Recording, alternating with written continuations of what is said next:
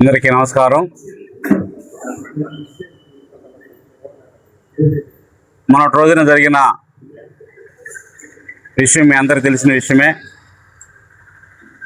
చాట్ల వాసు మృతి ఇది వైఎస్ఆర్సిపి పార్టీ హత్యగా మేము భావిస్తా ఉన్నాం. ఎందుకంటే తెలుగుదేశం పార్టీ బలోపేతం కాకుండా వచ్చే స్థానిక సంస్థల ఎన్నికల్లో ఆ ఊర్లో ఆ పార్టీని బలహీనం చేయాలి, బెదురు పెట్టాలి, భయపెట్టాలి అనే దాని మీదే ఈ హత్య జరిగిందని చెప్పి మేము భావిస్తూ ఉన్నాం. ఎక్కడ రేపు వాళ్ళకి అడ్డు ఉంటాడో, ఎక్కడ వాళ్ళకి వ్యతిరేకంగా తిరుగుతాడో అని కేవలం దాంతోనే ఈ హత్య చేయబడ్డాడని చెప్పి తెలియజేస్తాను.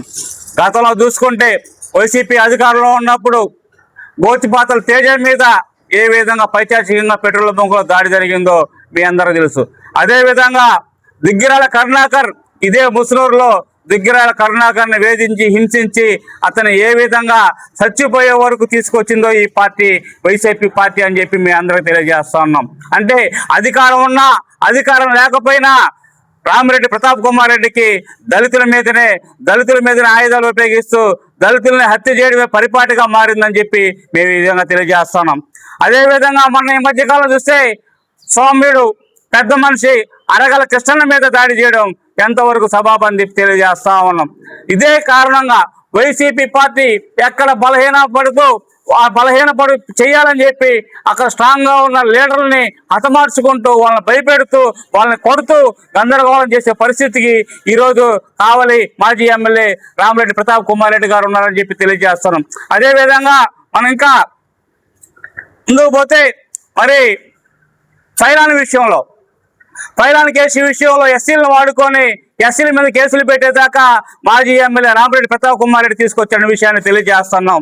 సాక్షాత్తు కావలి శాసనసభ్యులు దగ్గుమాటి వెంకటకృష్ణారెడ్డి గారిని హతమార్చడానికి నువ్వు ప్రయత్నం చేసావని చెప్పి తెలియజేస్తా ఉన్నాం. ఆయన కోరిలో రెక్కి నిర్వహించి అక్కడ కూడా ఎస్సీలను వాడుకొని కృష్ణారెడ్డి గారిని తుడిముట్టించాలని చెప్పి నువ్వు ప్రయత్నం చేసావు.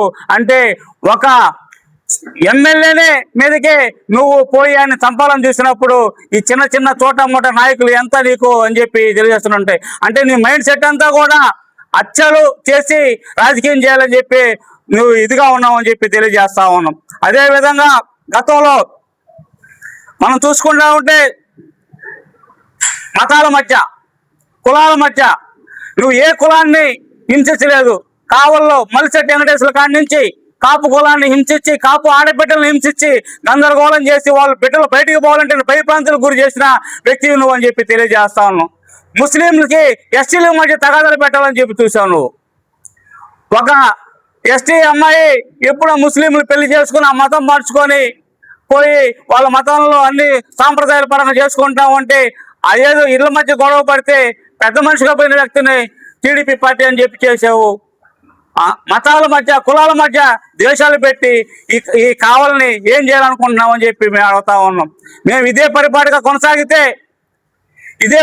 కొనసాగితే మేము ఎస్సీసీఎల్ ఆధ్వర్యంలో మీ ఇంటిని ముట్టడిచ్చేదానికి కూడా ప్రయత్నం చేస్తామని చెప్పి తెలియజేస్తా ఉన్నాం.